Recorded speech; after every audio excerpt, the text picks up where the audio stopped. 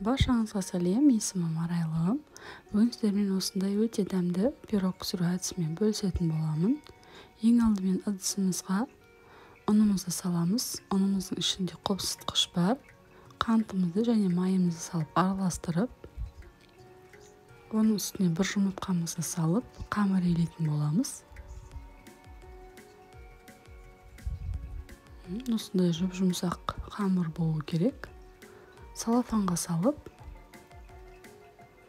холодильникке 20 минутқа қойып қоямыз.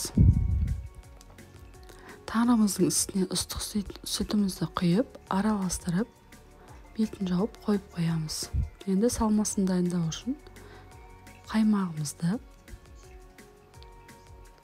қантымызды және жұмыртқамызды салып, жақсылап араластырамыз. Достар, менің каналым сіздерге пайдалы болып жатса, каналыма тіркелуді ұмытпаңыздар. Үстіне тарымызды салып, араластырамыз. Енді тестамызды формамызға салып дайындаймыз. Дайын, үстіне салмамызды құйып, қызып тұрған пеште пісіріп аламыз. Осымен біздің пирогымыз дайын. Өте дәмді, өте керемет, өте жұмсақ, ауызда еритін пирог болды. Жасап көріңіздер.